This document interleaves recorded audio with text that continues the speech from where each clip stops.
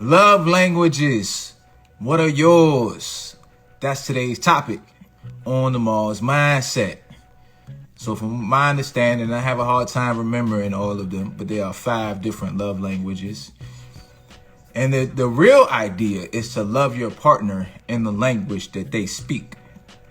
And some of the troubles that we find is that we want to love our partners in our love language. So then our partners don't feel loved. So we have to learn to love our partners in their love language, which can be difficult for us. So mine is physical touch. My wife's is probably, well, my main one is physical touch. My wife's is acts of service. So that's why I come on here and I tell y'all that that I vacuum the floor because she likes the lines in the floor, that I empty the dishwasher and stuff like that. So I'm interested to hear about some of y'all's love languages. Maybe some situations where you've had the same love language as the person you were with. How did that work out? If you had different love languages, how did y'all traverse that? And did a lack of communication or understanding of love languages cause you all issues? That's today's topic on the Mars Mindset. So we'll roll the dice and see who we can get up in here. Julie Bean. Happy birthday. Oh, thank you. I appreciate it, Julie Bean. How you feeling? Good, how are you? I'm good. I feel 40, whatever that means. No, you don't. 40 don't feel that different than 39. It's just when you say it just feels a little weird. Yeah, Yeah, you got a birthday coming up too. I do. Next week, it's gonna be 40. Oh my God. Oh, you was born the same year as me. Yeah. Oh, really? That's what's up. What you talking about, the 18th? Yeah. Mm-hmm. Oh, so what, I was born, 12 days before Julie Bean. Yep. See, that's why we're friends. So, Julie So, Bean, before you lose service, because I see you're driving, yeah. what's your love language? Quality time. Oh, yeah, we talked about this with you before. Yeah, you like quality time. Yep, I need quality time. How much quality time does Julie Bean need? So, I'm also very clingy. So, I want a lot of quality time, and I'm very selfish, and I want it all to myself. Okay, so let's look at this, Julie Bean. So, let's say he works 8 hours a day, but we'll just, for the sake of conversations, to make it easy, so he has to drive 30, 40 minutes to work, to and from work. So we'll just put that at, he's spending 10 hours a day working. He's spending another 8 hours a day sleeping. So that's 18. So essentially he got about 6 hours left to eat, exercise, do what he likes to do, and do everything, all the other things that he has to do. How much of that 6 hours does Julie Bean want? Well, I would say like an hour if we're not, like, if we don't live in the same household. But if we live together and I'm cooking and we're eating dinner together, I would say like an hour and a half to 2 hours is good for me. Well, that doesn't sound too bad. An hour and a half, an hour to 2 hours a day. Who said lies? Somebody said Somebody said lies. lies. Do you know her? I don't know who that is. Her name I didn't. is I didn't. DiMartino Pollard, or D Martin Pollard. Do you know who? You know No, that person? I don't They know think who you that lying, is. Julie. They say they don't believe you. They said you want all 6 of them hours. I mean, I have to be realistic. But like So you really? on So the hold weekends. on, hold on. So you really? So you want all the time on the weekend, and you really want all 6 hours, but you would settle for, to be realistic, you would settle for the 1 to 2 hours that Yeah, you can get. yeah. Oh, okay. Chanel's But in the room. like, We know Chanel's love language. yeah.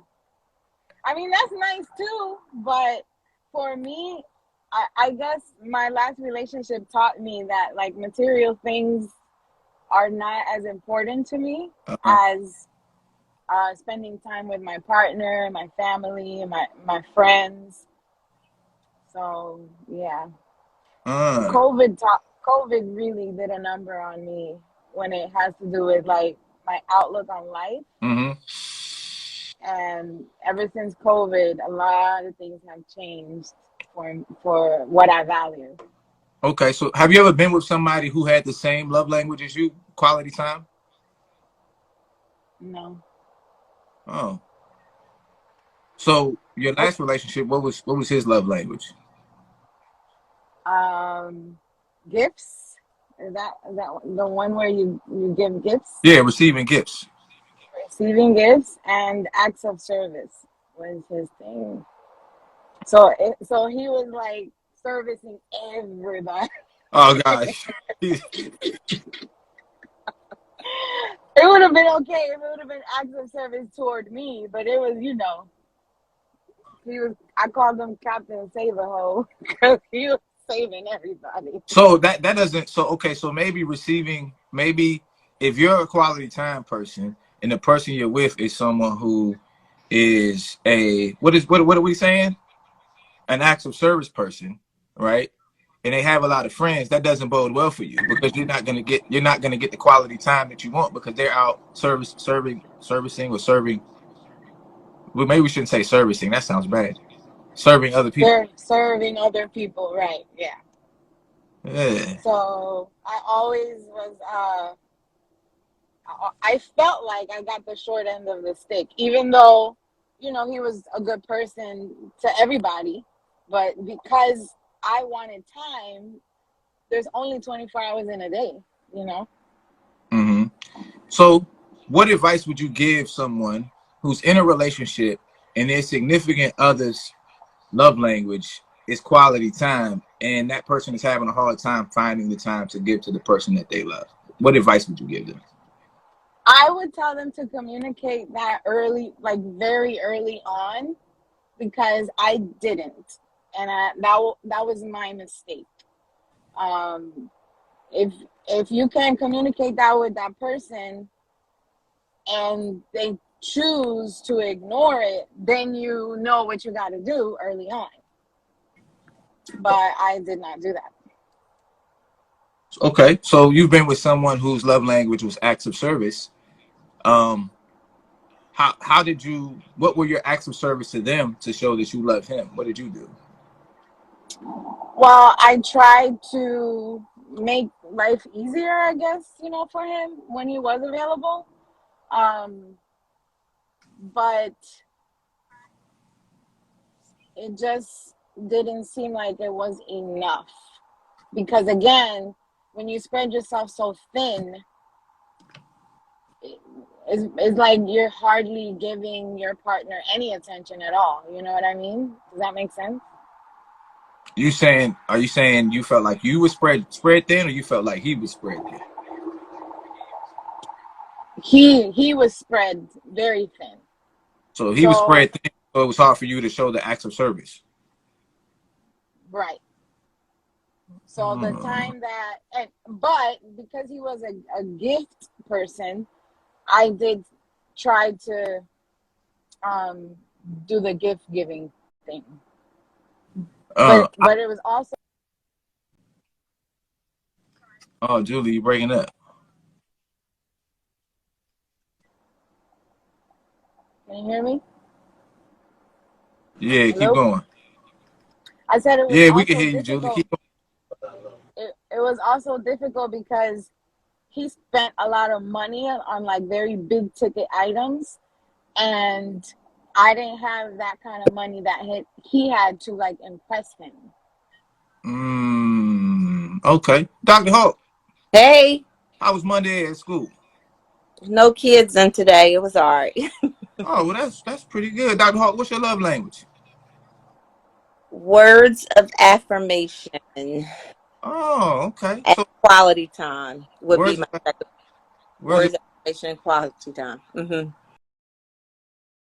oh, okay, okay. So why do you think your love language is words of affirmation? Where do you think that comes from?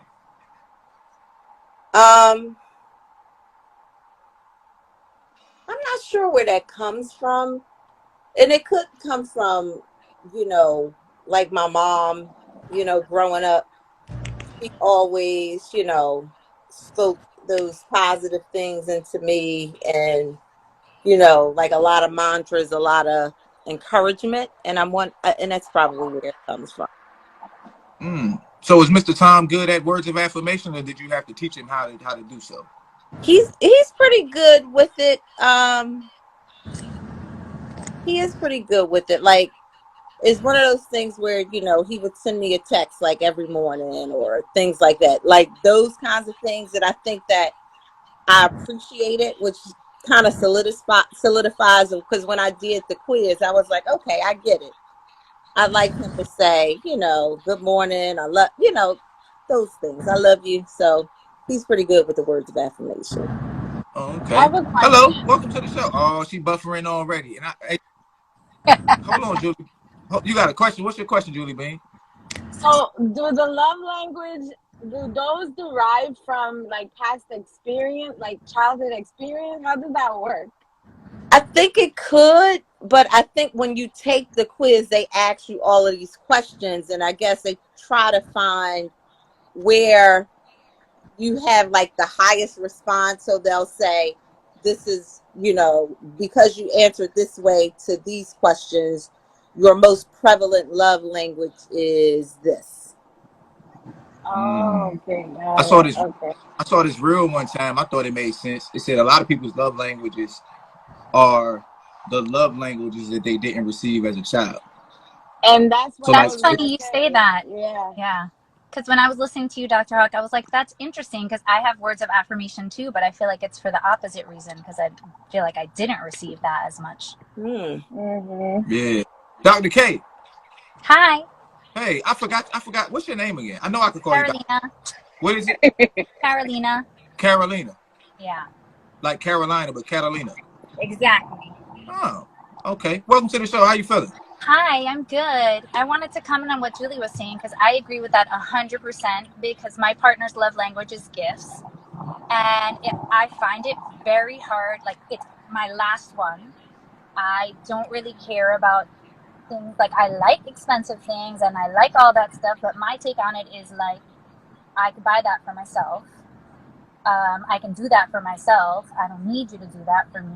And it's almost, I know that it's his love language, but it's almost hard for me to be truly appreciative, like genuinely appreciative, and take it as a love, like as a gesture of love, because it doesn't say that to me at all. Like I have to translate it in my mind, like, okay, he did that because he loves me and that's his love language. And so I need to take this somehow as a sign of love, but I don't feel it. Hmm. I have You know, another question. Go ahead, Julie. Man, you don't have to ask a question. You're asking a question to ask a question. Just go. Okay. Isn't the love language supposed to be like, aren't we supposed to give the love language that our partner wants to receive? Yeah, we I think that's should. the. I think that's the I, idea. We I think should, that's but I Because think we can't help but express love in the way that we're used to expressing love anyway. Even though I think we have to do both, right? Because you're not being true to yourself if you're not expressing how you love, and you're not like, if I don't, my is words of affection, and if I'm not like, oh my God, baby, I love you so much, you're so wonderful, you're so awesome, like I don't feel like I'm being me and I'm not expressing my love, and so I don't feel loving. But then if you don't do what that person wants, then they don't feel loved. So I think you kind of got to do them all. it's kind of both of them, because I do think that typically we go into a relationship, or we assume that what we want or what our love language is the other person out. Hold on, doctor. Hold on. Somebody racing a motorcycle. All right, go ahead. I think that we typically just make the assumption that what our love language is what our partner's love language is too. So when they don't reciprocate, we get kind of like an attitude. But yeah. Oh. it is because their love language is different. I think words of affirmation, I think that's one of my husband's top ones too, because he likes, you can, when I give him a compliment or I say something to him, he likes to peacock a little bit. So when I say, hey babe, you look nice or you look good, like he likes that. So So I was thinking, I know, so like in my mind, I think of it like actual languages, right? Like Julie, man, you speak Spanish, right? Yes. Dr. K, you speak Spanish? See, Okay, so you all have to communicate with me in English because that's my language, right? But if Spanish is you guys' favorite language, it would behoove me to try and learn to speak your language, right? So that's the way it should be, right? And then we'll all be bilingual, or maybe you guys are trilingual for all I know. But I also think it's very important to understand that when your partner is loving you in their love language, you have to be able to receive it. And so let's say Julie speaks to me, and let's say I can hear Julie or Dr. K speak Spanish, and I'm just a little slower at understanding it. Like Dr. K was saying, I Mm-hmm. have to take the time to be like, okay, let me break down what she said, mm-hmm. let it go through my software, and then interpret it into English because it's not, I don't speak it, even though I may be able to pick up little bits and pieces of it. I think that's okay as long as you're willing to take the time and acknowledge that that person is actually making an attempt to show you their love, because they're not going to always love you in your love language. Mm-hmm. no, So, but I think you so need both because I don't think that all love can has to go through like a filter. You know what I mean? Like all the love language, you gotta filter it and process it and think. And by the time it gets to you, it's kind of like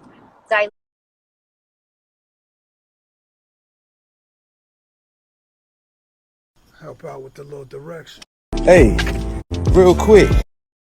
dilutionally. There's feelings and there's thought, right? So you can rationalize that. Hold on one and the second. reason I why, just lost.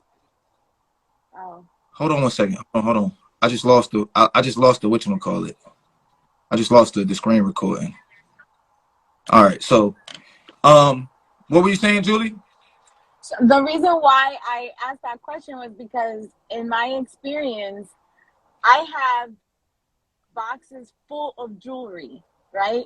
Every chance he got, he bought me jewelry. And I was like, at what point is he gonna realize I don't wear this jewelry? I appreciate it, when I receive it, but I don't enjoy it, and that's not my thing. And I remember one time I said to him, I would prefer your time. And he said to me, you can't tell me how to express my love to you. Mm-hmm. And again, the assumption that his love language was also yours, so he wasn't understanding that communication. Mm. Yeah. Yeah, I I think. thought it was strange, but I'm like, all of this jewelry, and I don't. That's Yeah, I I think it's. I agree. think. I feel I'm like when sorry. you have a different, sorry, when you have a Go different ahead. love language, like you were saying, you and your husband have the same love language, and so I think that's beautiful, right? Because you guys can understand each other. You give him words of affirmation, he gives you words of affirmation. Everyone's happy. But I think sometimes, like, if you're mismatched on your love language, like, it makes it so hard for each of you to get through to the other Yeah. person. Right. So they do get your top two. Like I do believe, like my husband's first, like his top one is definitely physical touch, and that's not even one of mine. At least we kind of matched in like the second. Like my first one is his second one, so I think that's why.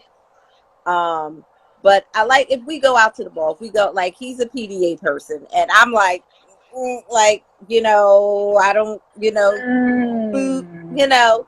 but I have to understand. Okay, so this is his love language. I have to kind of give in a little bit, some of it, but at the same time, I'm like, all right, people looking at us like, stop. But yeah, so that. So I do understand if we're not matched in that way. Because I think all of us possess or have the ability to possess all five, but it's when and where it shows up does make a difference as well too. Because let's say if you're having a bad day and words of affirmation is not your love language, if your spouse or your significant other just sends you a text to say, hey, hope you have a good day, that might be at that moment, even though it's not your love language, it may mean the world to you. Yeah. I agree. I mean, like I said, to me, I think something that gets lost a lot in relationships is just the grace aspect of it, right? Right. Because if you love this Hmm. person and you love them and you like them and you want them to be, happy within the relationship, then even though your love language might not be my love language, you have to understand I'm going to love you in more ways than one, right? And no one is going to always get everything they want. It's just a matter of, as long as you're fulfilled in your love language, then that, in my opinion, in my mind, that would make it easier for you to know when the other person's loving you, right? Mm-hmm. So if my primary love language is physical touch. So if I'm being touched enough, when my wife comes with acts of service, it's easier for me to acknowledge that too. So it's not just when I'm getting the love that I want, you know. Okay, it's like I kind of look at it like this. Um, Dr. Hope, if I were gonna give you some money, let's say you had the option of $1 million check or $1 million in cash, right? And you wanted $1 million in cash, and I said, "Well, here's $1 million check." You might be a little frustrated that you got to go to the bank, but you would still acknowledge that I'm doing a gratuitous thing for you, Right. Absolutely. right? So, and I think that's What important. every single time, like let's say every single time y'all have this conversation and she's like, "Hey Charles, please send me that in cash," and you send her a check. And next time she's like, "Don't forget cash," and then you send her a check again. And then the fourth time she's like, "Send me cash," and you send her a check again. Then she's not going to be so appreciative of your checks. Am I Yeah, wrong? no, I agree at that. But see, and from the way you're explaining it, in my opinion, that person isn't trying to love you the way you want to be loved. They're just continually Right. the way they want to love you, and that's Right. right. Go ahead, Dr. Hope. And I was just gonna say, I would encourage couples to, or even if it's one person in the couple, to take the quiz or to understand, because a lot of times there's friction in a relationship or things don't work because we're not aware of there being things called love languages, and we don't know why we're not meshing, why things aren't going together. But Hmm. you know, being knowledgeable and being aware of what I feel is most important as far as love language may be different from theirs, so you guys can have a happy medium and meet in the middle. So I think that's important too. Yeah, Yeah, I agree. I started doing that like 7 years into the relationship. I was like, something is not right. So I started like doing my own research and trying to figure out how to better communicate. And I didn't know anything about love. Like I don't think we knew anything about any of that. Mm-hmm. And I was like, this totally makes sense because he likes physical touch. I don't. Mm-hmm. And I, for years, I was like, please don't touch me like that because it takes me to a different place where it was inappropriate, it would be inappropriate.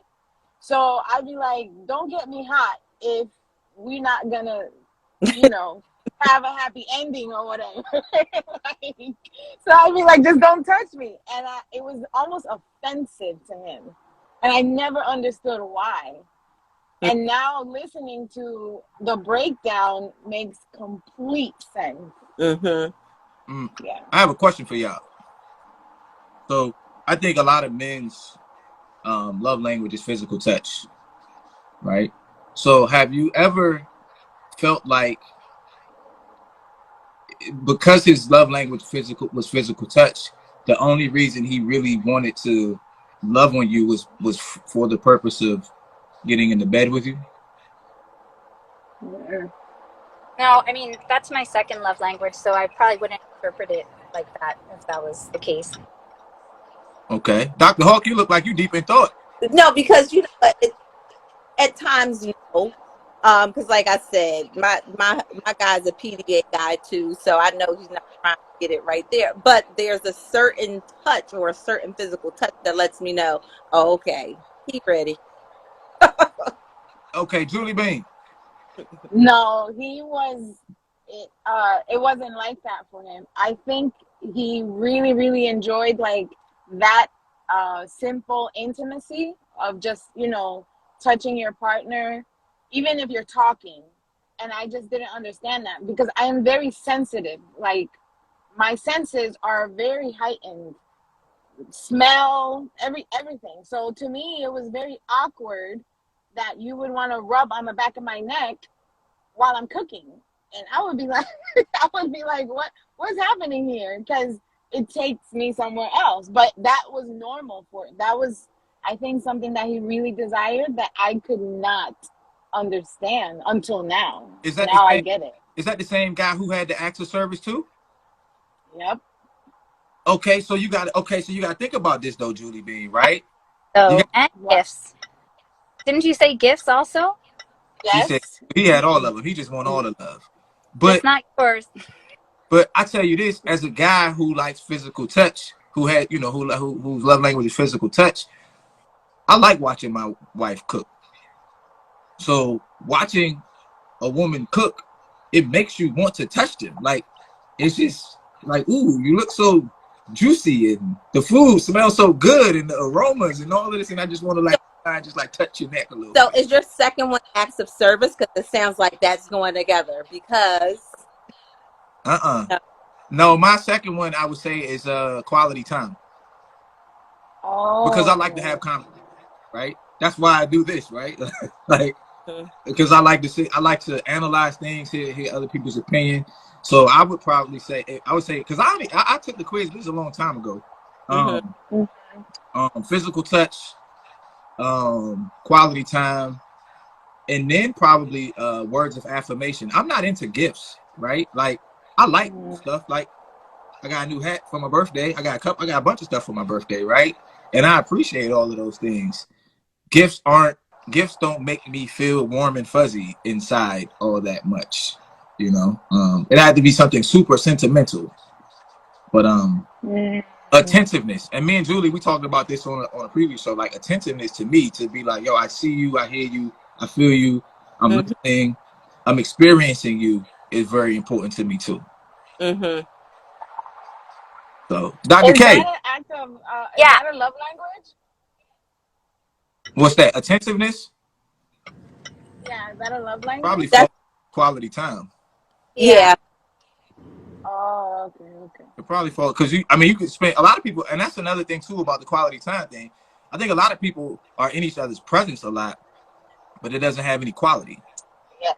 That's why I was gonna ask if attentiveness is separate from quality time. Now well, the attentiveness is what makes the time have quality. Mhm. Got it. Right. Got it. Yeah. So if we're both together and we're both scrolling our phones, or you're scrolling your phone and my thing is quality time, I'm not gonna feel like this time is of any quality. I'm just like you're scrolling your phone and I'm sitting here wishing that you were talking to me. That's not gonna work. Mhm. It's not gonna work that well. So, Dr. K, Yeah. what's your love language? I know I asked you. What's yours again? So, words of affirmations, number one, and then physical touch. Words Uh, of affirmation and physical touch. So, have you ever been in a relationship where you had both of those fulfilled? no. No. Wow. No. And, well, I mean, maybe years ago, but not that I can, like, vividly remember at this point. Yeah. It's not easy. Okay. So, what does being loved through words of affirmations look like to you, based on the way your daily life is now, day in and day out? What would it be text? Would it So, be phone call? What would that look yeah, like? I think just that, like, staying in touch verbally sometimes, but I think also every once in a while I need like a, you know, you're so beautiful and you're so wonderful and I love that you're my wife and I'm so glad that we're together and, like, all these things that I know, it's not like I'm saying I don't know it, but that doesn't mean I don't want to hear it. So I think that, and what's hard for me to understand is I'm like, you're out here, like, searching up stuff, buying me this Gucci purse, spending all this money and all this time. And all I want is for you to come home and be like, baby, I love you so much. You're like, it's cheap, it's free, it's easy, in my opinion. It's so much easier than buying a Gucci purse, but I got a Gucci purse. I got a question for you. how much of that do you think comes from maybe his or a man in general desire to sacrifice ego, right? So, you know, men, we're asked to protect and provide, which means I have to get my ass up and go to work and make some money.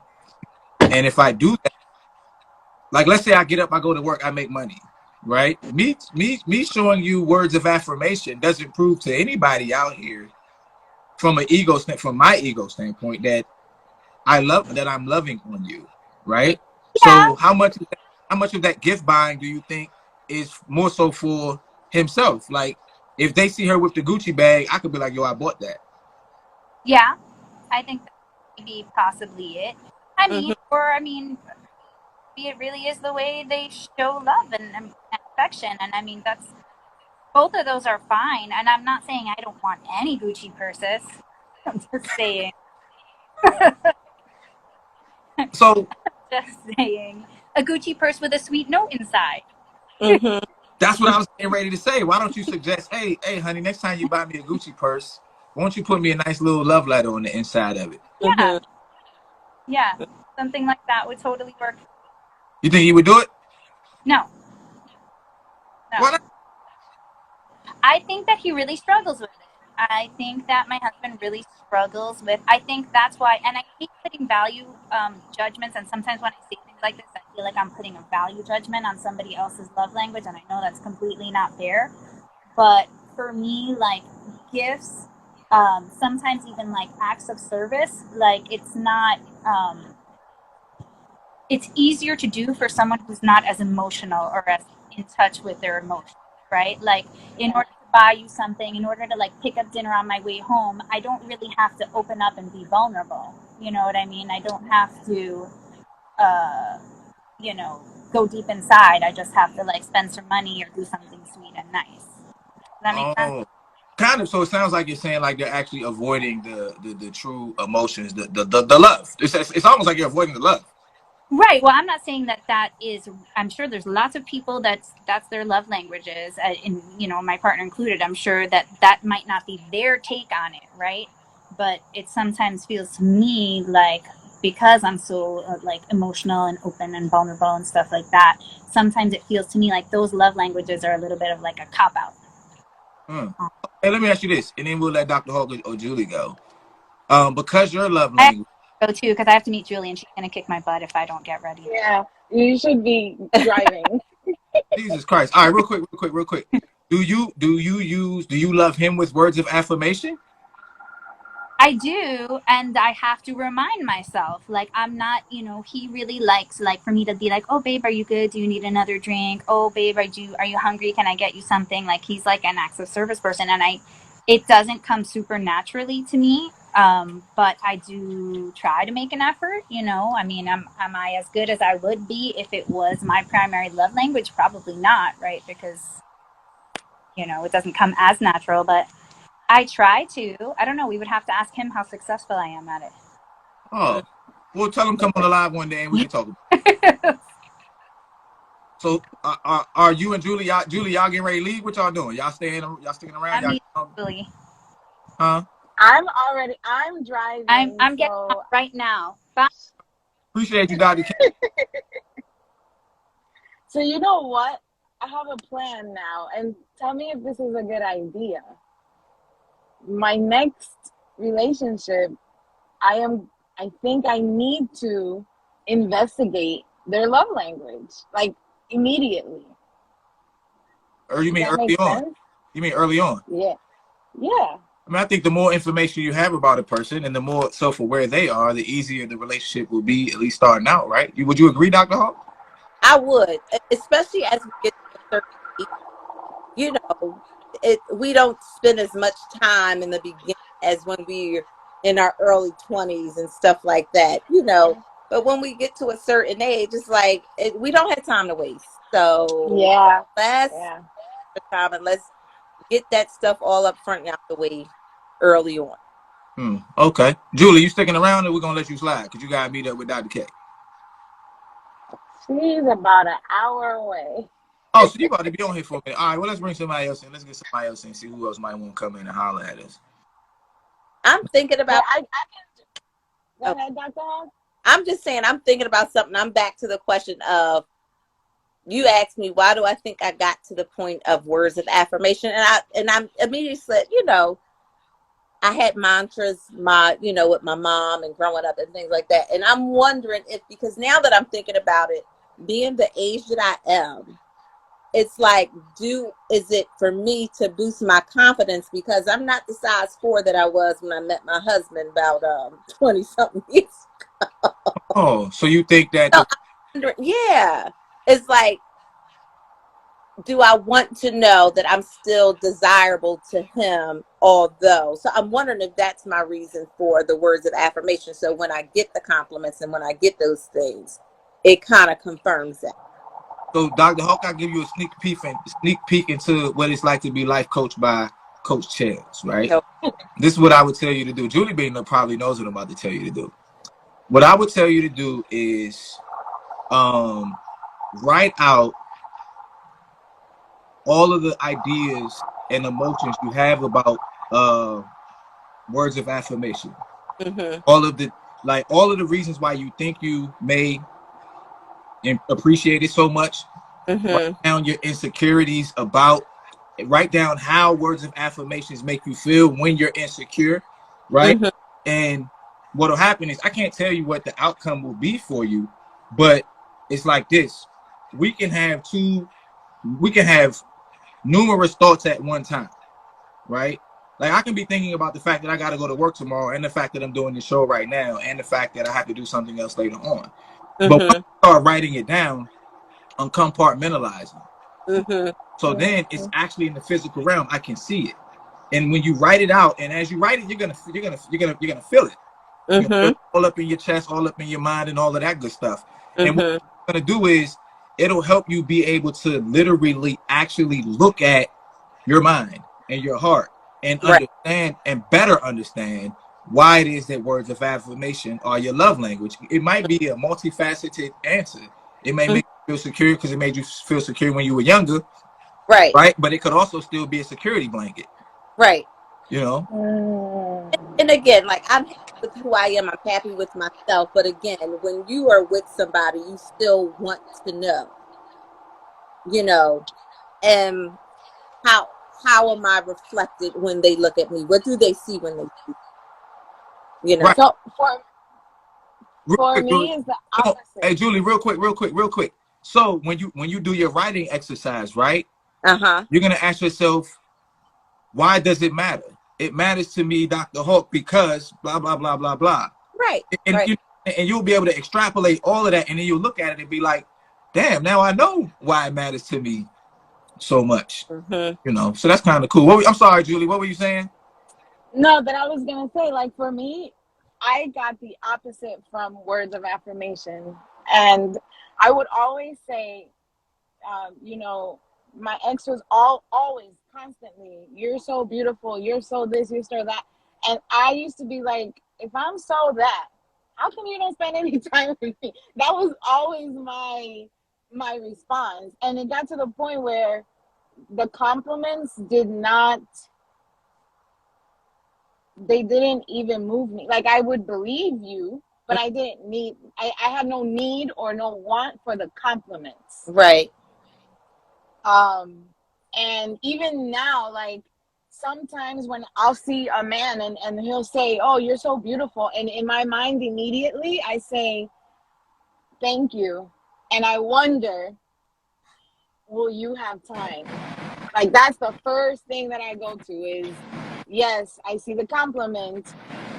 I bypass the compliment and I just wonder, how much time do you have to show to me X, Y, and Z? Mm. So, Julie, let me ask you this. I think we talked about this, right? Um, like let's say you were early on dating someone and they were really complimenting you. In my mind, as a guy, I would respect it if you were like, I mean, I like that you appreciate, me and all of that good stuff. How much time do you have to prove to me or to actually put that into action? You know what I'm saying? And that's kind of just another way of filtering people out. Because Yeah. if you know that you want quality time and this person's gonna load you up with words of affirmation and you're still gonna be like, yeah, I mean, I know that I'm pretty, or I know this about myself, I'm good. I really want you to be here with me. Then you know that that person, if they can't meet that for you, then you be wasting your time. Yeah, You yeah, know? absolutely. That's how I'm gonna lead from now on, because I think in the beginning when guys compliment, it's like it makes you all warm and fuzzy, and you kind of just ignore everything else. Mhm. Mm-hmm. Keisha, Hey y'all. how you feeling? I'm okay. How y'all? Feel pretty good. I feel 40. That's my new saying. How you feel? 40. You You feel 40? Do you I feel real Jody, bubbly, very Jody. inside? don't feel bubbly. What you say, Dr. Hawk? I said you 40, Shody. Yeah, Yep. it's Yeah, weird. 40 is amazing. You about to see. You just one day in. You about to see how amazing 40s are. I gotta maybe I feel like a good 40 when I make it to Bora Bora. Okay, you're definitely going there. We know this. Just But me and why? Tom to the couples trip when y'all go. Yes, I know, right? Oh, What'd you that say, sounds Dr. Hawk? nice. Invite me and Tom to the couples trip when y'all go. Yes, couples trip. I want to go. I thought about it. Keisha, Yes. what's your love language? Oh my God. I've been sitting here listening. I didn't get the very beginning, but I had to go get off and look it up because I feel like I want them all, right? Because Which I'm one can't you live without? physical touch. Okay, so then that's your primary love language. That's my primary physical touch. I love it all the time, anywhere, don't care. That's key. Physical touch. So what does it look like? Have you ever been in a relationship with someone who didn't provide you with enough of your primary love language of physical touch? Yes, definitely. How did that turn out? Not good. Because I'm like, why you don't touch me, like why are you all the way over there, like is it something wrong, like what's going on, like when Jules was like I'm cooking and you touch the back of my neck, ew, I'm like yes, touch the back of my neck, smack that butt, do something, like yes, I love that. And I had it with someone who wasn't into that, and it just didn't work for me because I just like for you to touch me, I love to touch you, so I'm not gonna get real ragged and nasty with it or anything. But wherever we are, I'm going to touch you. Whether it's those strong arms, I'm just gonna rub on, or just grab you, or touch your face. It's always something like that that I'm going to do. That Hey, I want. I'm going to do. hey, Dr. Hawk, Yeah, I'm just you like, you I'm know sorry, what? the Hawk. I'm always a lot. no, not like with my husband. It's like we got a king size bed, and literally my space is like I'm like on the edge because of him wanting that, because that's his love language, the physical touch. Like, bro, I don't have enough room. Like, move over. Stay in the middle and just stay there, Dr. Hawk. I'm trying to tell you because if you keep moving to the edge, you're gonna fall off because he's gonna follow you. So as Keisha was talking about it, I'm getting a little better at reading like micro expressions, right? Uh-huh. It's new to me. I haven't taken a class on it or anything like that. I've read books on body language. And I could just see like I don't know what the word is, but like in Dr. Hawk's face, like, ooh, if Tom don't get up off of me and move fast in the way Oh, so I can shift my leg. yes. Yeah. Goodness gracious. What'd you say, Julie? Julie, we can't hear. Julie B, are you there? Are you on the phone? Julie, She's not. Is she not talking to it looked us? like she was talking. She was. Jules. I'm about to kick her out. Uh-oh. No. It's all good. We'll bring her back in. Julie can come back anytime she wants to. So, I know. but yeah. So, okay, Keisha, Mm-hmm. because your love language is physical touch. The Um, first.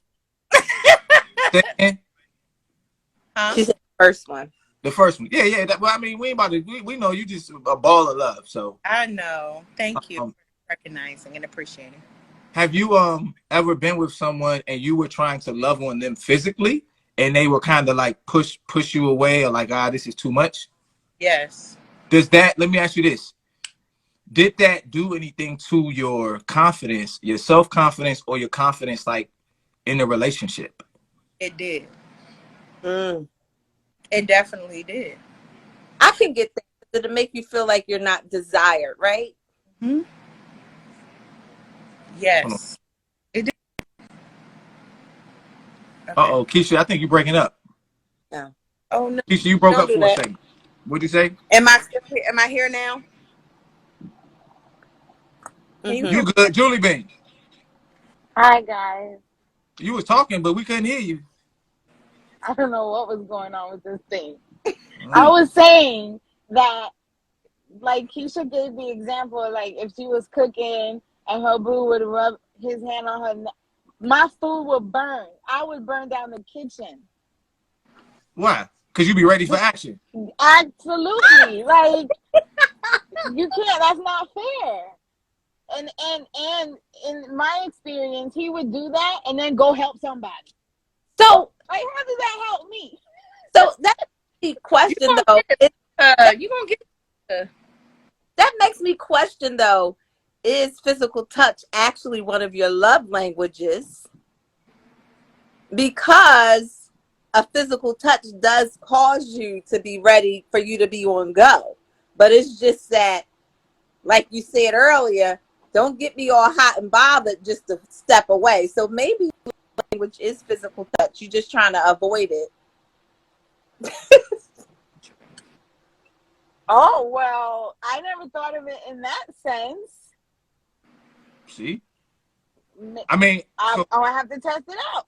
so I was thinking too, one of the questions I wanted to ask is like, do you have like a dark horse love language? One that isn't necessarily your primary, but really like does something for you, but you just don't need it as much. Words of affirmation, I guess. Yeah, that's mine. Mine's just words of affirmation. Like I don't particularly need it, but Yeah. get it. It makes me feel like I'm like, ooh, like that felt kind of good. You know what I'm saying? Hey, say that again. Say it like this. But now I'm wondering, Dr. Hawk, I think you're onto something. Mm-hmm. Mm-hmm. I think so. Wow, I never thought of it in that. I just thought, please don't touch me if you are not going to finish or whatever. perspective. So it's not a please don't touch me because you're making me cringe. It's a Right. please No, don't no. pause. But Yeah. here's the thing, though, Julie. If you think about it, because you say yours is quality time, right? Right. Yeah. What more quality time can there be between two people, but to actually be intimate together, right? So it sounds kind of like the physical touch and quality time are like really intertwined, because it's like you're saying, okay, you like quality in your mind. You're saying, okay, I want quality time, and then he touches you, and you're like, well, touching me does something to me, right? And it makes me want to really like spend this quality time. But then you're gonna Yeah. go commit your acts of service with somebody else, and I'm not getting the quality time, and I'm not getting the touch fulfilled. So I don't feel that loved either which way. You tempted me. That's exactly how I felt. I just didn't know how to communicate it. So I would just be like, please don't touch me. Like, that's what I would say. Just don't touch me. But it was because of that, because I'm like, it's not fair to, I felt like it wasn't fair to me that you would come and basically get me all riled up and then literally like walk off and not be back for a couple of hours or whatever. It was very frustrating. So Oh no. Are we losing Julie? Julie, you still there? Yeah, What? she's there. Yeah. Yeah. We lost you for a second. and I think that's the key when you said you would get frustrated. So you're frustrated because that physical touch didn't, you want different levels of physical touch. Whereas physical touch for you, if you started, you needed to go to the physical action. And Mm-hmm.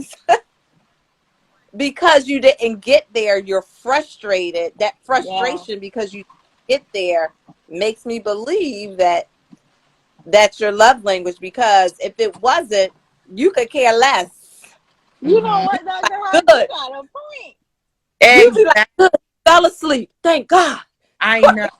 Exactly. Because that was my question. My question was, did you equate physical touch with actually leading up to the moment of doing whatever? Hold on, Keisha. Hey, Julie. Hold on. Hey, Julie. Yeah. Mute your mic, Julie. Okay. Okay. Keisha. Mm-hmm. All right, go. You were coming in and out, and I want to make sure on the replay that it did it. Go ahead. Okay, that was my question. My question was, did Julie equate physical touch to be like the precursor to the action? Like that's what, if you touch on me like that, we about to get it in right now. Like, did you equate that to that? For me, that physical touch is that intimacy. It's that intimacy, that tantric energy that builds up to the action. So if you want to touch on me, kiss on my neck, give me all hot for a minute while I'm cooking that chicken or stirring them green beans or whatever, you go ahead and do that. If I'm doing laundry and I'm bent over in the dryer and you come and pop that booty, go on and do that, because now it's building it up. Because when we get to that point, you don't even understand what's getting ready to happen. But now if I have in my mind that you touching on me and we're in a position to get it on right then and there, and you walk off, Negro, we're gonna have some problems. Like, how you just walk off from me and we in the bedroom or we in somewhere, ain't no kids around, ain't nothing going on. Let's do this now. You better not walk off from me. But those other things, because I love that physical touch, we could even be out and you just graze something on me, or you just rub my shoulder, or you just give me a kiss on the cheek. I love fix my hair. It's just stuff like that that just makes the build up for me, because intimacy to me is all day. It's all day until you get ready to do what you get ready to do. And when you allow those little moments, if you love physical touch, to build up, baby, your brain is like a cash register. It is computing every single transaction that when it's time to cash out, it's about to be amazing. So that's just my thought. I'm just thinking your perspective on that. Maybe you can move from the instant gratification of it all and just take it in and let the pressure of it all allow when the time comes to release. Mm-hmm. Yep. I think Julie was saying though. I think Julie was saying like she wouldn't get it in the amount of time that she wanted it. So you Not only is she not getting it, he about to go do something for somebody else. Like, nah, cuz you got work to handle over here first. And then maybe we can go talk about you helping these other people. But you're not about to get me all hot and bothered, right? And then turn around and be like, oh yo, I gotta go help Tony. Like, man, And Tony ass gonna have to wait.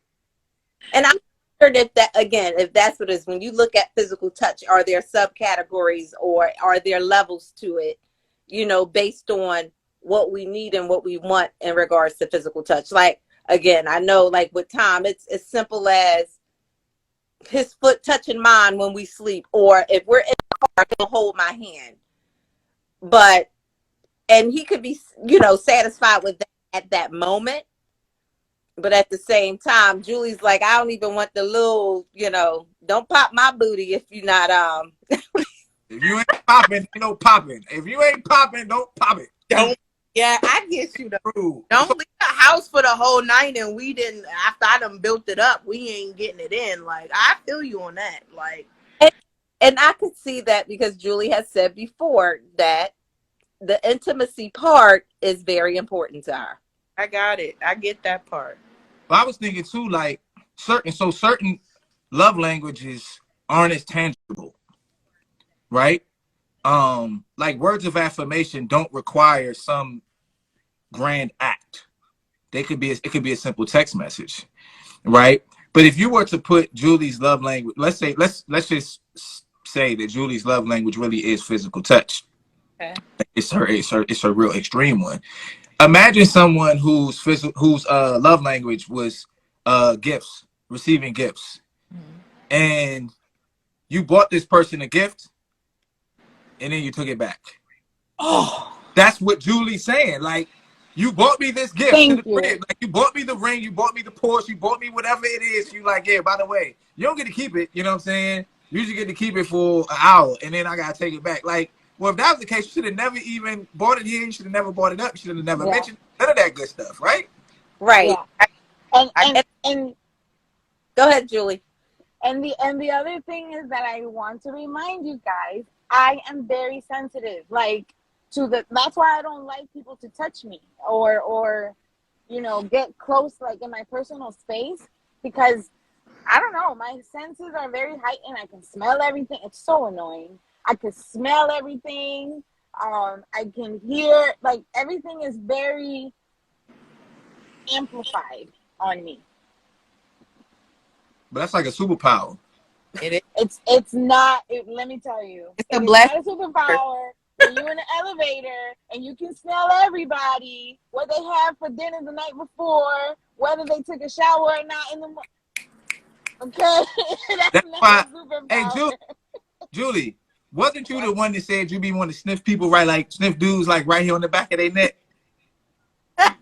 So when I if you have a certain scent that I really enjoy, I can take that with me. That smell. I don't know how to explain it. I totally get it. It will take me somewhere. Like, that scent will it will take me somewhere mentally that's very euphoric is the word. Mm-hmm. And I try to keep that under control because I don't like doing. I think that's very personal. Mm-hmm. That's a different level of intimacy. So if you're gonna touch me, maybe I'll work on that now in my 40s. How about that? But I don't necessarily think. I mean, I don't know. In my mind, that's not something that you should necessarily have to filter out, right? Like, okay, like let's say my love language is gift giving, and I have the money to spend on the gifts. Why should I be like? Well, I shouldn't say to myself, I'm gonna buy less gifts. Nah, I'm gonna give all the gifts I want to give, right? Right. As long as I'm loving the person in their love language too, right? Because if they like physical touch and I like gift giving, as long as I'm giving them gifts and then rubbing their neck, what's the problem? What's the problem? Go ahead. But I do it. So I guess my thing is, I know you're saying gift giving, Mhm. but is the love language the giving of the gifts or receiving gifts? Or should it go either way? So it's the receiving of the gift, but because you like to receive gifts, your software is wired to give gifts. Right? Absolutely. Yeah, I get it. So it's the same. The principle applies with all the love languages. Yeah, it goes. Yeah. It's really like a language. We speak English, so typically I'm going to speak English, right? So if I'm a gift giver, then You want to, I want to receive gifts. And if you think about it, like, I remember me and my wife had a really in-depth conversation about this, and where we both came to the revelation, because they say treat others how you want to be treated, but that's not it. You have to treat others how they want to be treated. Yes. Right? Yes. And I think that we have been, because as kids, they teach us a very watered down version of how to conduct ourselves in society. So you say, well, if you want to share, if you want someone to share with you, you should share with them, or be nice to people. So we grow up with this very watered down ideology of, I want people to be nice to me, so I'm going to be nice to them. And yeah, that applies. But the deeper you get into interpersonal interaction and communication, you have to realize, like, this person, not everybody wants exactly what I want. Not everyone communicates the way I communicate. Right. So if we're going to build this relationship up and actually have it be worth something, I'm going to have to learn to speak your languages. Right. And you know what, too? When I'm with my person, like, if I know that I have however many amounts of hours dedicated to me, I am hands on. Like you gotta scrape me off of you. Physical, your love language, sis. Yes, definitely.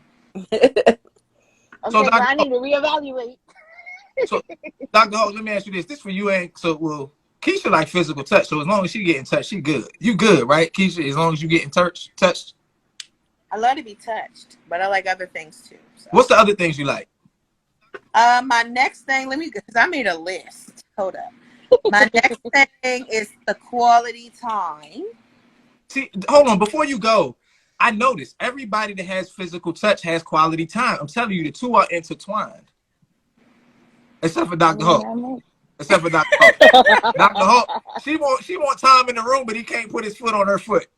No, he can do it. I'm fine with it. Again, my scores is just those were the two. Like I scored kind of on the scale.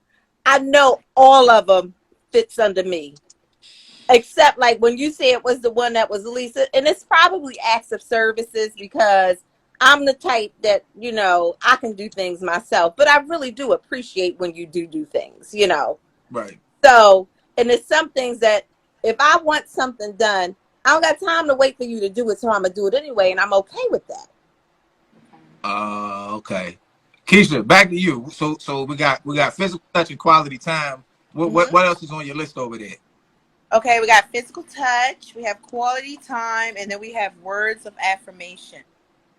Okay. So give me an example, or think of a time when someone you were with said something to you, and it just made you like turn into like a mushy like blob. Okay. We were together, so I guess we're spending quality time together. That person.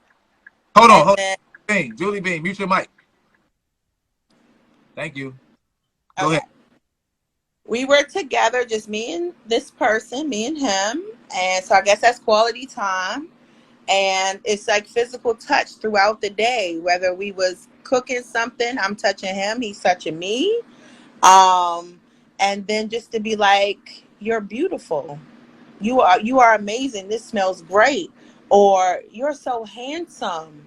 Go ahead and do that. What did you do today? Oh, you did an awesome job. You are this. It was like intertwined and just like back and forth. And the physical touch became more heightened and the quality time was amazing. And it was just these words of affirmation. And if everything on me could just be heightened, that's what it was. Like, it was like, this is so great. It did not feel pushed. It did not feel rehearsed. It was just the moment that it was. So for me, that was great.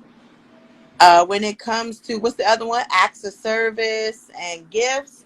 I feel that to be so secondary because just like Dr. Hawk said, when you can do something or you used to doing things for yourself, you'll do those things for yourself. It's nice when someone else will do it, but for me, if I truly want something, I'm gonna get it. So it's those other three things. But I do have a question for all of you because in my research of your topic today, I found out that there are 7 new love languages. So you have the 5 that are the basis, but then you have the new ones. And I didn't really want to say this, but I'm going to say it because I didn't get to research in totality of all of them.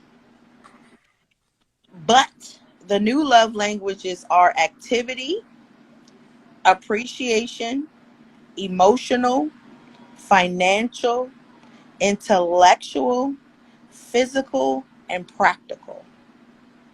Okay, so as you were going through those, every single one of those fell under the umbrella of one of the 5 main ones, in my opinion. Of course they did. The only one that I'm a little gray on is practical. I don't really know what does that mean. But before we go there, Okay. I wanted to give a tip on Keisha, just on the words of affirmation thing for ladies. Okay. I think that women naturally like to hear words of affirmation, right? You look pretty today. You're beautiful. You did a really good job. Thank you for all of this and all of that, right? Julie, except for Julie. I'm sorry, go ahead. Except, well, all you got to do with Julie. So with Julie, all you got to do is touch her on the neck and say, "Hey, your bob looks nice." And before you know it, Julie's gonna have you chained to the bed. So don't worry about it. That works too. But the point that I'm making is that I think that a lot of women, or I think that men, don't get as much words of affirmation as they could. And it's because we're not really raised to be that way, right? Because men, we're supposed to be tough and we have to be able to fight through regardless of our emotions and stuff like that.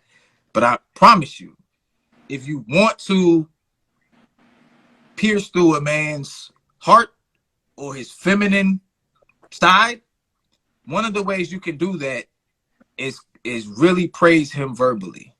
Mm-hmm. Now this is very important because men, like I said, we're tough and we have to go out and do tough things. So I can't walk around all day feeling all, tingly and stuff, right? I have to fight somebody, I have to do some things, I have to lift some bricks or something like that. I gotta be tough, I gotta be strong. Right. And society looks at a guy who receives those things. Like imagine if you told Mr. Tom that you loved him and you appreciated him, he started crying. You may appreciate that, but the people in society be like, man, this guy's kind of soft. But I promise you this, if you give a man words of affirmation, no matter how he responds, he will appreciate it. And it will open up an aspect of him that the world may not necessarily see, but you'll know that it exists. It may be a smirk. It may be man, stop playing, young. Go ahead, young. Go ahead. But deep down, he like it because you think about, we all have the inner child. You think about how little boys, they like to be told, "Mommy, did I do a good job?" Right? That's within all of us. So just keep that in mind, ladies. Mm-hmm. Tell them they look good. I know Julie gonna sniff them and be like, "You smell good." Yes, I'm sorry, Jules. I'm a sniffer as well. Like smells really make my mood. They either make it go super positive or they can make it go super negative. So I'm totally with you on the smells. But the words of affirmation for your mate, for your man, this is something that I've done, but I really was just like doing it. It wasn't until all of these lives and these conversations that are changing lives that it really to say that if you're thinking it, you should say it because he wants to hear it. I don't care how strong of a man he is. I don't care how tough he is. You're his baby. He wants to hear these things from you. So guess what I started to do? Every time I thought it, guess what? I'm going to say it. And at first it was like, young, stop playing. Go sit your ass down. Ain't nobody trying to hear that. Da, da, da, da, da. And then it's like, I see where he looks for it. And I'm doing still, and that smile means the world to me. That bubbly feeling that I feel off his energy, that means the world to me. So am I going to tell you every day that you're amazing? Yes. Am I going to tell you how strong you are when maybe sometimes you're being strong because you're a man and you have to be, but you don't feel that inside? Yes. Am I going to tell you you're doing an amazing job? Of course. Am I going to tell you how great of a father and boyfriend or whatever you are? I'm going to continuously tell you that. If nobody else does, at the end of the day, you're going to hear that. And to see the joy in y'all face when y'all think y'all hiding it, that makes me happy. So, yes, those words of affirmation for men are totally necessary. It's Marchello. Yes, they do blush. Marchello, you there? Can you hear us? Marchello.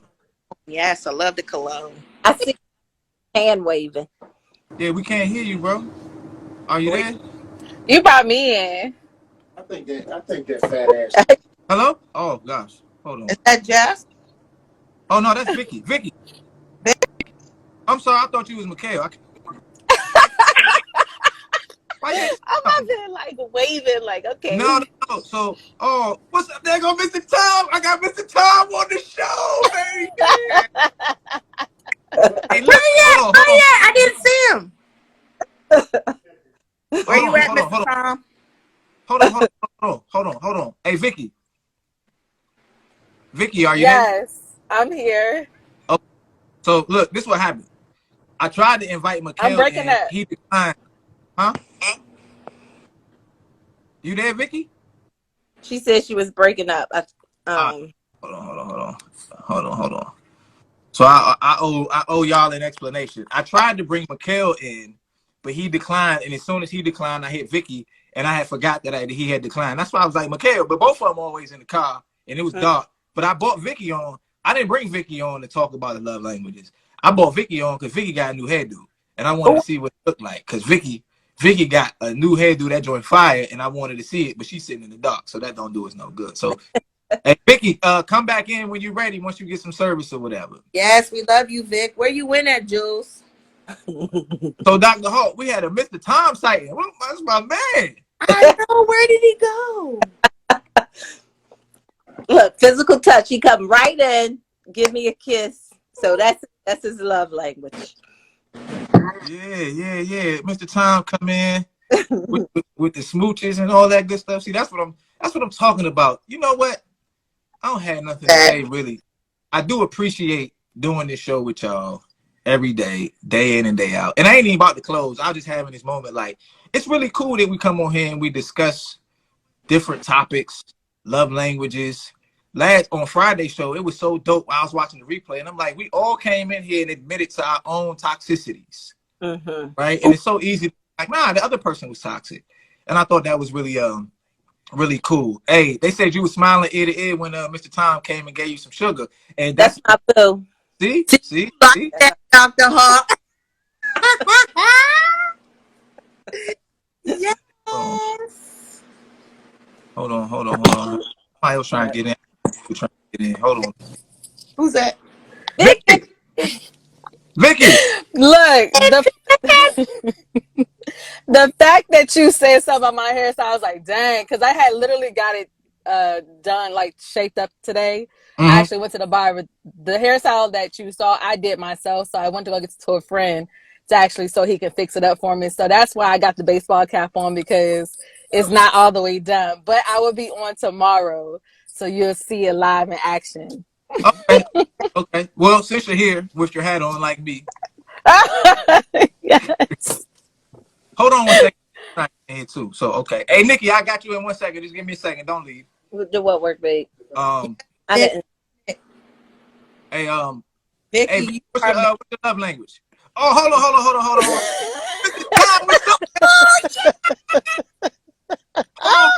on. Y'all gotta be quiet. Mr. Tom.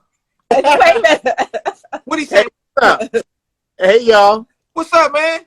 Ain't nothing. I'm chilling, man. I'm chilling. I was like, dang. I said they done took all my baby time from me. Like I can't even get no time there no more, man. We gotta do something. We gotta do something about that. Listen. I do I'm always on the live. Lord have mercy. Y'all help me. I do apologize, but I will have you know I have been advocating daily for you to get a Porsche Cayenne. All right, cool. I'm gonna let her go there. I'm gonna let her go. Thank you, man. I appreciate you, good bro. Yes, I love black. I'm saying that's what I'm talking about. I love it. All right, hey Victoria. Teddy. Hey, I had to unmute myself. Okay, I appreciate it. What's your love language? What's your primary love language? I think my love language is acts of service and physical touch. So imagine that you were in a relationship and y'all live together. What kind of acts of service? Like, what's the 1 or 2 acts of service that he could do, and you just be like, man, I appreciate this man here. That he did for me, man. A massage. Okay. I get 2 in 1. Touch though, that's physical touch. That's I 2 guess in 1. they intertwine, yeah. And that's quality time. And quality 3 in 1. time. 3 in 1. So I don't know. But if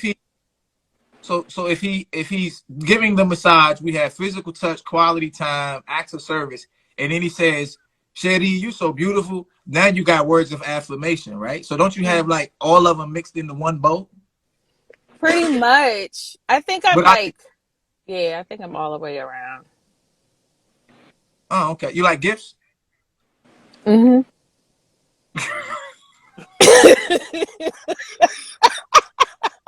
Okay.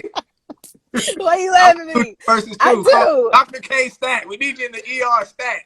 And look, the reason why I say is because they joke about me at my job a lot because like I'm not like a material person, but like I love food, right? So apparently there's some interest with some people on my job or whatever. And so my coworkers are like, yeah, Sheree, I told them that you like this place. I told them that you like this type of food.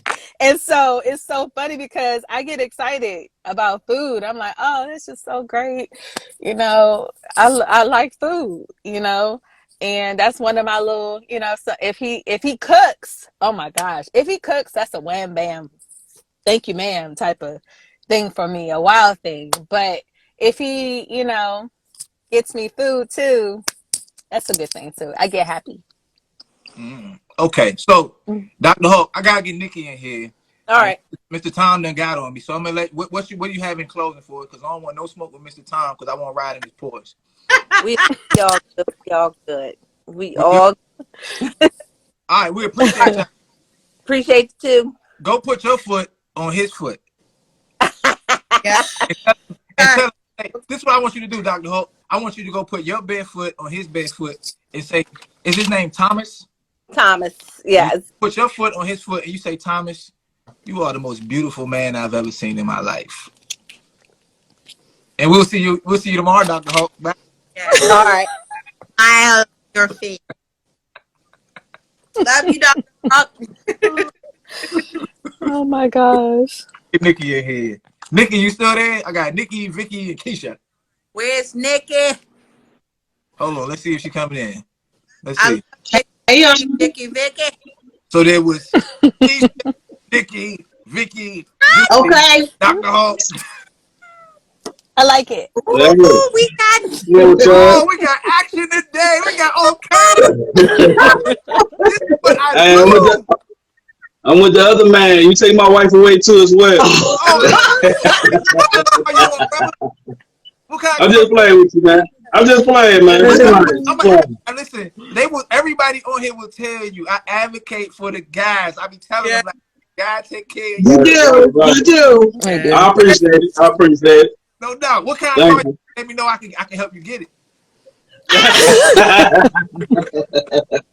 Nah, He's trying to get a bike. That's what he's trying to get. Nikki, well, nah. Real quick. What's your love language, bro? Let's see. Touch, act of kindness. Yeah. Acts of service. Oh, act of service. My bad. Wrong one. It's the same. Acts of kindness, acts of service, all the same. So Nikki always comes on. She speaks real highly of y'all and y'all's marriage. So Right. do you feel like Nikki does a good job of fulfilling your love language? It's like stop, up and down. So, okay, so she told us that she's a football fan, right? Yeah. Yes. So are you allowed to mess with her doing like if she watches who your team, Nikki? Unfortunately, this season is the Packers. Okay, so this season. Okay, so she's watching Aaron Rodgers lose, and you come Period. out of like rubber feet. Will she accept that, or will she be like, John, like, go on, leave me alone, try and watch the Packers lose? No, she go both. She accepted. Oh, okay, well that's good. Yeah, cause we both. When it comes to game time, we both in it. We heads. So I'm Pittsburgh Steelers. So we and they are both also losing a lot. Yeah. The Steelers losing this year too? Yes, we are. Unfortunately. So y'all need a new team. Nah. We just need a new quarterback. Y'all had a new one, I think. Yeah, he's not good. We miss Ben, but he had to retire. Oh, okay. Yeah. It's all good. All right, Nikki, what's your love language? What's your primary love language? It's definitely acts of service. And then I would say quality time is secondary to that. Okay. So what does who just dropped off? Vicky? No, you alright? So what does John do to fulfill your love language of acts of service? John's an amazing dad. You're an amazing dad. I appreciate it. So because mother I as have, well. thank you, baby. Because I have a helpmate, that right there fulfills it. Because prior to him, I was a single mom. So having somebody to, be present in all of the children's lives, those biological, those not biological, that does it for me. If I come in the house and he reading a bedtime story or he praying with his sons, I be like, Yeah. okay, that's my bag. That's what's up though. I like that. I like that. And so how many kids did you have before y'all got together? Like outside of I had 2 girls. I had 2 girls, and then we had boys together. 2 boys. Hey John, I salute you, man. A lot of dudes, especially nowadays, they're not trying to take on a woman that already has kids. So that's next level. Right. And to go, not to go super deep, but it's a lot of black kids without a father. That is true. You know what I'm saying? That is true. And I don't know, they biological dad could be in the picture. We're not knocking him or nothing like that, but it's still you stepping up. So we appreciate you for that. Yeah. I appreciate that too, man. Thank you. Yeah, no doubt. Thank you. Keisha, Yes. what you got? You got? Go ahead. What I was gonna say? Yeah, what was you gonna say? Oh no, that's amazing. I love it because also single. Hold on. Hey, Nikki, mute your mic. Keisha. I was saying that is great because also being a single mother, when you see a man come in and just do things with his children and yours, it's amazingly great. Like my partner, he's a teacher, so with my kids he does different things with them, like lessons while we're in the house. He gives them attention. He asks them about their day every single day. He just does things, and then for him to do that, and those are not his children, and the father has no concern whatsoever, like that is a love language in itself, that you are able to give yourself to your children and also to mine. Like that's amazing to me. So to see men like that are superheroes to me. Like you're definitely a superhero, because I know that my children feel that way about you. So I just wanted to shout him out. And Nick's husband, like shout him out for doing that, because that's amazingly great. You don't understand. I think it's like levels to every single thing in life, but us as being single mothers and trying to be mother and father, knowing that we're not fathers, and I don't know how to be a father, but I will try to be every single thing that I have to be for my children, to actually pick good, because I always said my picker was extremely bad. So to pick good and pick someone that comes in and does these foundational things, I'm not even going to say basic, but foundational things, is totally amazing. So that's what I wanted to say, and that's what all my snaps were for. And as long as Nick is happy, I'm happy, and we're good. Okay. Nikki. What's that ice cream? Yeah. Now you asked to come in. You requested to come in. So did you have something specifically you wanted to add? No, I requested to come in because I tried to catch the Phantom, but you got him. You caught him. Like I said, because look, I made this what the heck is this, chicken and dumpling tonight. So I said, oh, he gonna catch him walking in his kitchen for around 2 or 3 of this chicken and dumpling. So you caught him. That's why I requested, so you can catch him. I'm glad I called him, because I called Mr. John on the same day. That means a lot to me, because one of the reasons, so in full transparency, the show has kind of transitioned from what it started from. So, and I have more of a women's audience than a men's audience. So a lot of the time I'm kind of left to me to give the Mars mindset. You know what I'm saying? So to have Mr. Tom show up today, Mr. John show up today, and Marchello, who shows up for me a lot, and my man Vic came on Friday. Friday show was great with Mr. Vic. To have guys come in too and contribute, that helps me. So I tell Mr. John I appreciate him. So yeah, yeah. Dream City too. Dream City was consistent for a minute too. Vicky. Yeah. So let's ask this. Let me ask you this now. I'm working on my memory. I know you said yours was acts of service and physical touch, right? Mm-hmm. Yes. But right? How Right.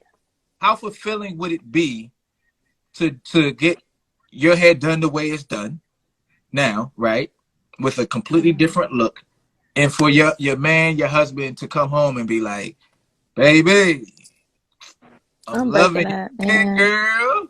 Like, what with that movie you had on, you be like, "Man, whatever, man. Like, I need a massage."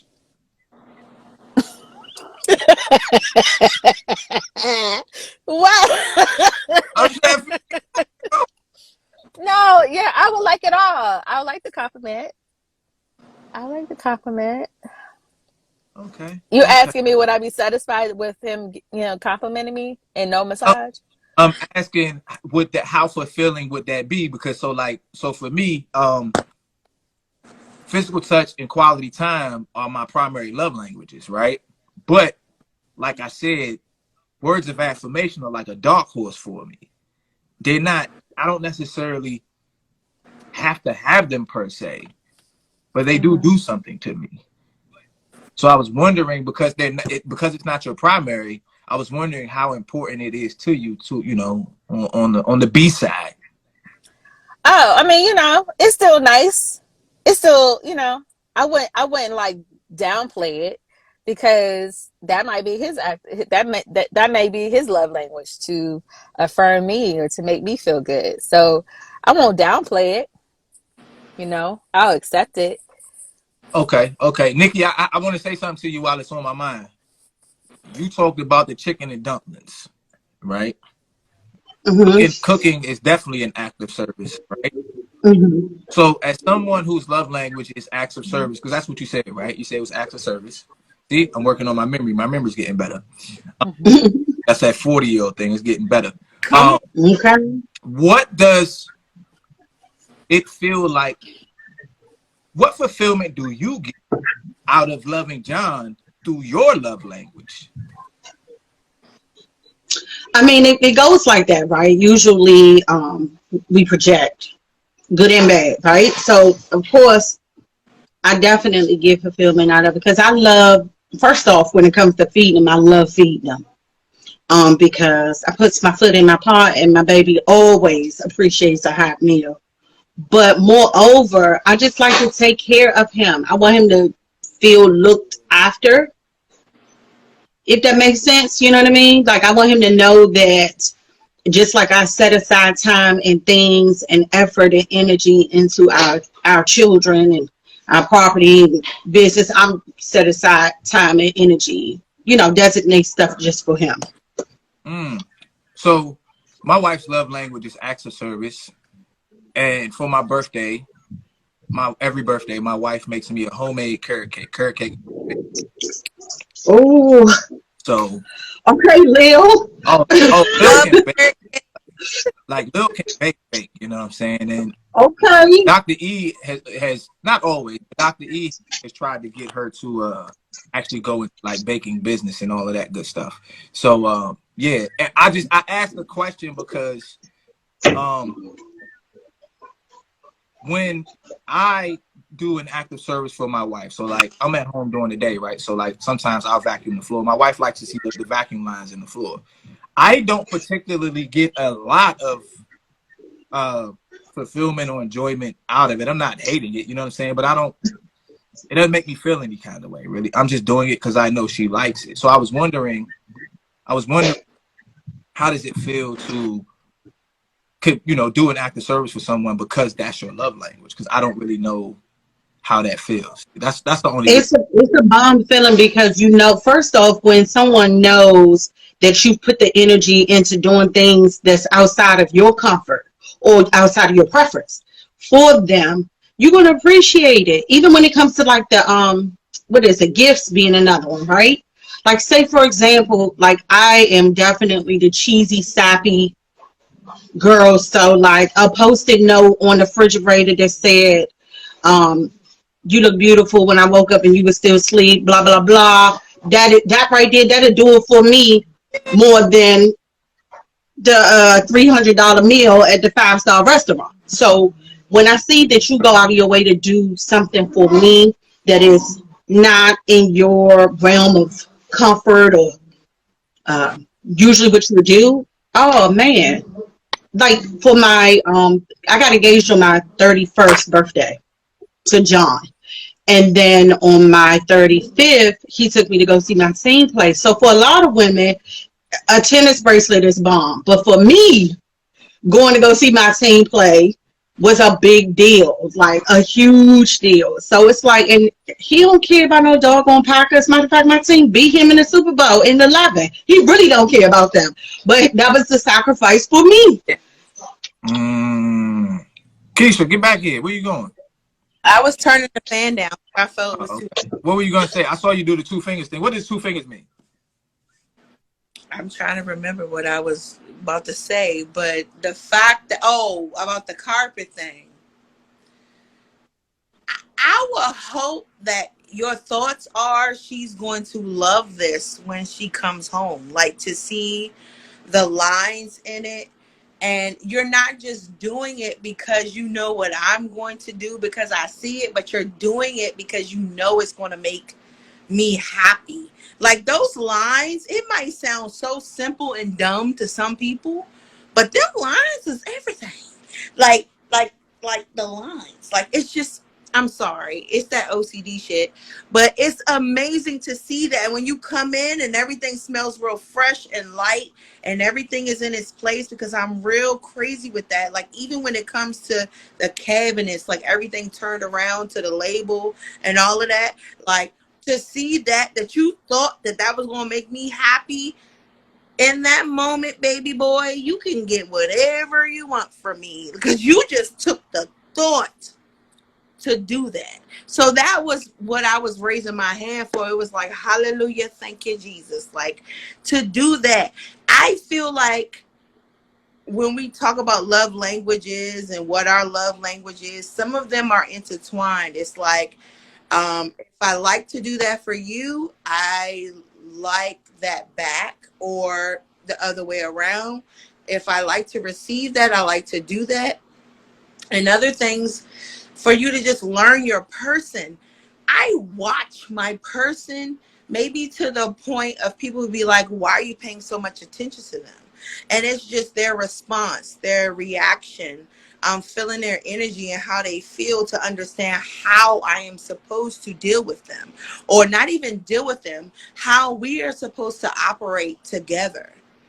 Now, some people, it's just like, okay, you're here, you might like that, you this, and you don't think any second thought. For me, it's to really be in tune with you if you were my person, because you're mine to a certain degree, in quotations, not bringing ownership, not trying to be controlling or anything that anybody might want to say on that.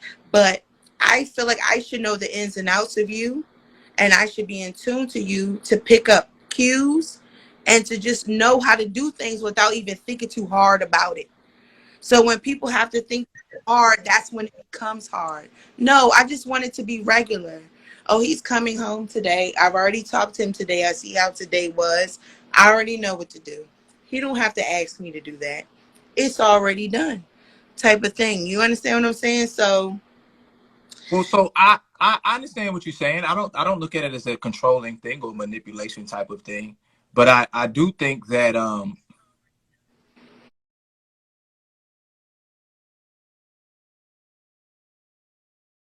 the what's the word I'm looking for? Like the natural chemistry that occurs, the natural knowing that occurs, that's when it becomes really important. Hold on one second. uh-huh. My screen recording keeps Why? off, so we'll see how it goes. But I was just gonna say that's when it's really important have open dialogue and communication and transparency. And I noticed that a lot of women, I think women a lot of times want men to just kind of know, but we don't always know. Now, there are, if you are one of those lucky people who happen to meet with somebody and y'all just kind of flow, then that's good. But I don't think that's the case for everybody. So it's important for people to understand, like, yeah, you might have to tell your significant other what it is. And then throughout time, you know, you won't have to say it as much because they will get to know you. What was you about to say, Nikki? Because I was going to say, you know, in the heat of a new relationship, I could say personally, in the heat of a new relationship, I mean, y'all are like 15-year-olds, right? So when it comes to like the physical touch, what did it for you then may not do it for you now, even when you start off being in tune with your partner. You know what I mean? Like, because that's the evolution of the relationship and individually, right? So for me, and John, our energy was like, we 15, as soon as we meet, right? For a good 5, 6 years.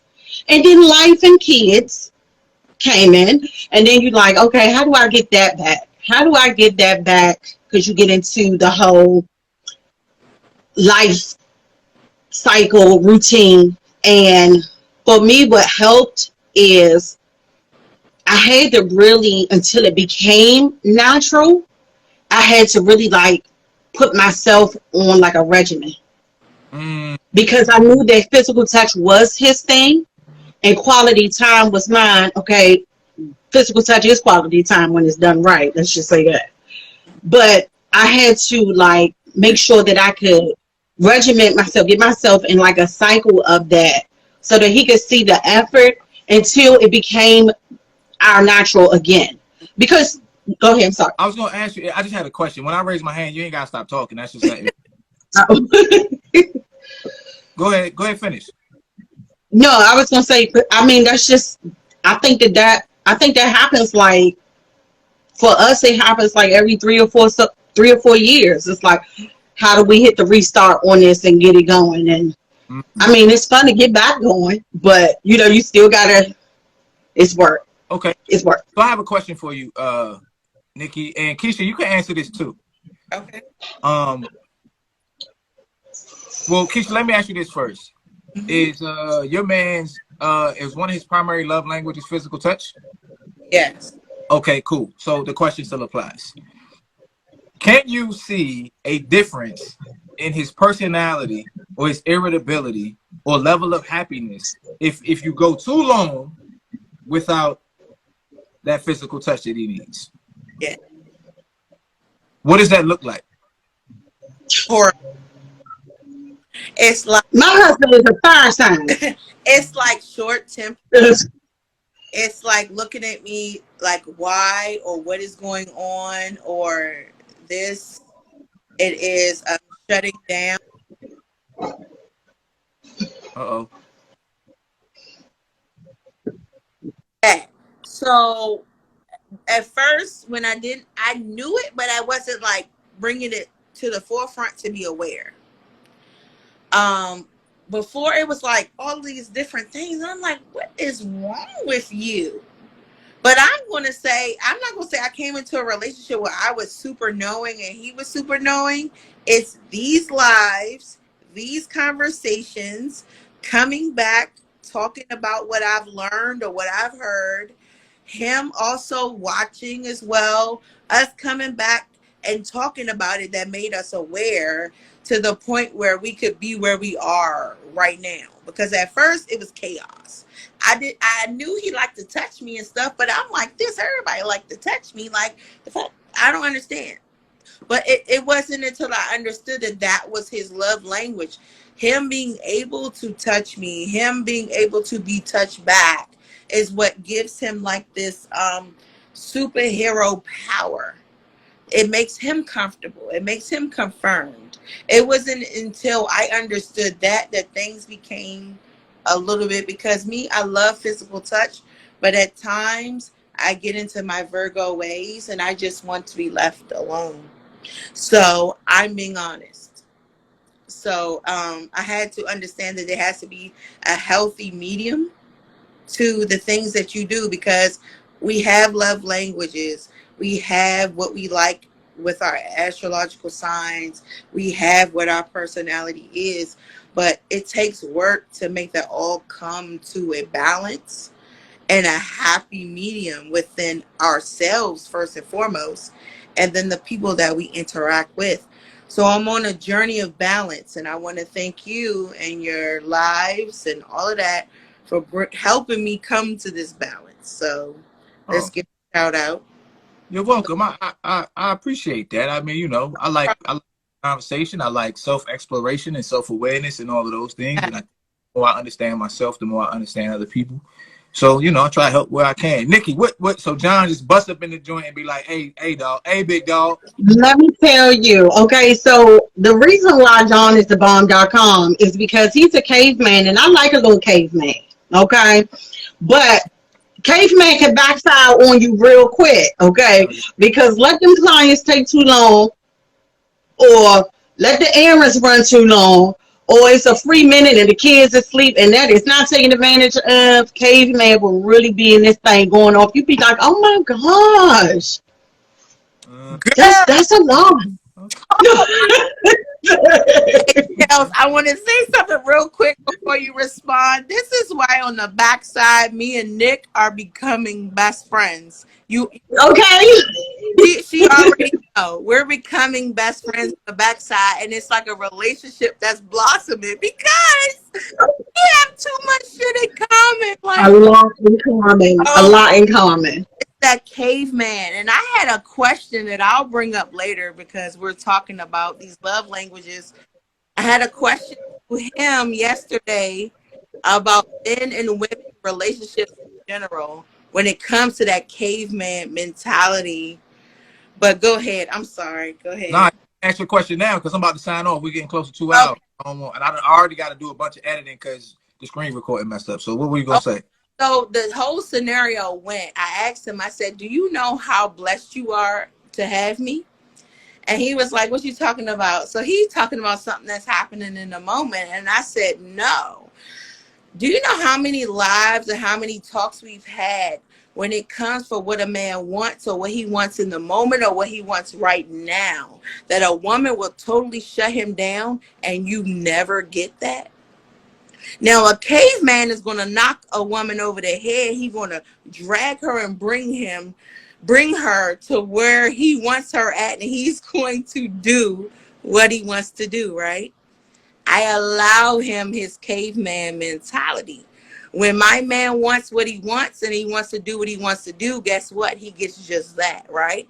So I said, do you understand how blessed you are to have me? Because there are many women who will fight against it, tell you no, not happening right now. This is not what's going on. But with you, it's not even appeasing because I want it, even though I don't want it, can't explain it. It's just what it is. Nick, get me. It's just what it is. So I was like, do you understand how grateful you should be for that? And Mm-hmm. all the conversations that we've had with women on the podcast, yours, mine, it's like, I'm not doing that. I'm not feeling that. It's not happening. I asked him, I was like, do you understand how blessed you are? And then he just took a look up in the sky and he just nodded. I'm taking that he understood that. Oh, I'm sure. I mean, he's of age enough to know. He's had some experiences, so he knows what he has. I just think, to your point, I think that could be the case with all of the love languages and Oh, people who true. do the things that their significant other wants, even when it's not necessarily their desire. And Yeah. because the norm always becomes mundane, right? Mm-hmm. It's important to acknowledge the things that people do that they don't necessarily want to do, but they Mm-hmm. do them for, the health of the relationship because they love the other person and all of those good things. Because I don't particularly have a burning desire to put lines in the floor or vacuum at all, right? But if I were to start vacuuming every day, which I probably won't, but if I were, it would be easy for my wife to kind of take that for granted. You know what I'm saying? Right. Oh, I get you. So you see what I'm saying? So I'm just saying it's important for the receiver to continually acknowledge what it is that they're getting. Because if you get the norm, whatever you get all the time becomes the norm. It's the norm, right? So that's why rich people still work, because it's just a norm for them. They've always worked, right? They just keep working. You know, to us, we be like, oh, matter of fact, I'm about to go buy some Powerball tickets. Wait, the Powerball, I ain't working no more until I get bored. Until being bored is the norm, right? And then I'll find something else to do. So, real quick, Nikki, do you have anything in closing before we sign off? Let me just commend you, brother, because you take that brain of yours and these topics, they've been like bam, bam, bam, bam, bam. It's like one after another after another. And it's very helpful. Even though your audience has a lot of women, just know that we can't absorb anything good and not radiate it through our households, our work lives, our spouses, our kids. So it's very helpful. And so just shout out to you for that. Thank you. I appreciate your words of affirmation. That makes me feel good. You know what I'm saying? Like that makes me like, okay, I gotta come with some good. I gotta come with some heat tomorrow. Okay. Keisha, what you got in closing? I'm going to agree with Nick when you was like the Mars mindset kind of switched up. You are the Mars mindset, and that's what I need you to understand. So if it's women on here, guess what? You got your audience. We coming to find out what the Mars mindset is, and we get our sprinkles of the other men, and it's up to us to bring some more men in here for you so you will feel more comfortable. So that is now I'm aware. And I'm going to bring some more men in here so we can have some more men so you will feel more comfortable. But I know you are like, you understand what you're like. You could do this by yourself, but it's nice to have company. You know, like when you go sit on the deck sometimes and smoke a cigar, whatever you like to do. But it's good out here by myself, but it's good out here to have somebody else type of thing. I see you blow the smoke, but yeah. And I saw the shades in the beginning as well. You and them shades. But I just want to say this. Happy birthday to you again. Your birthday was yesterday. A king was born yesterday, 40 years ago. Shout out to Lil, Finn, and Libby. Oh, we lost you. I'm glad that. Can you hear me?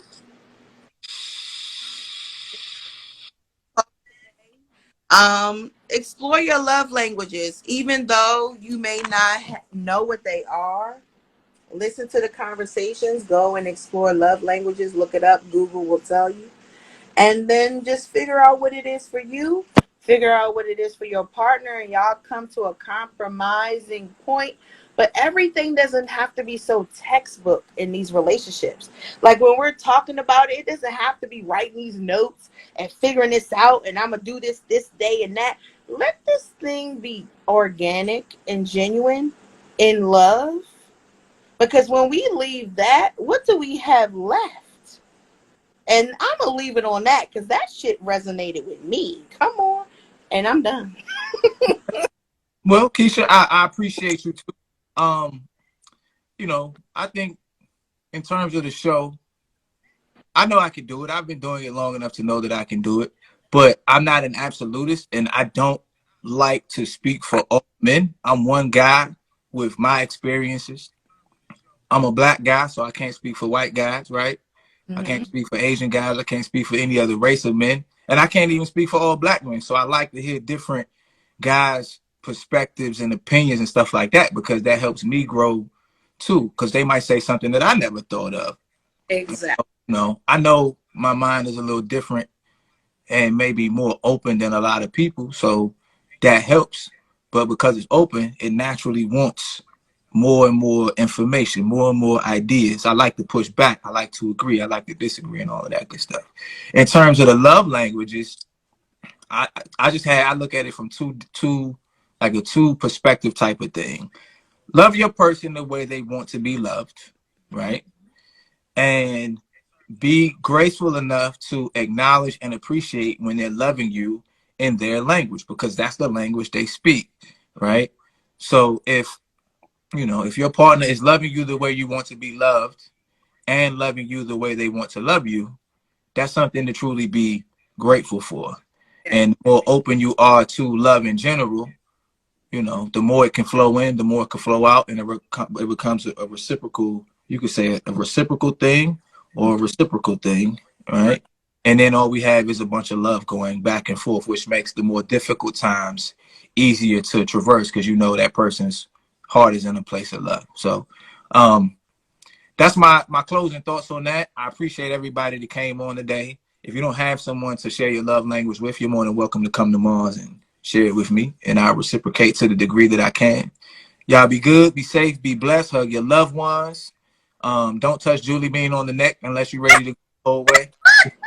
And if you need a good life coach, holler at me. Take your power back. Peace. Yeah, take your power back.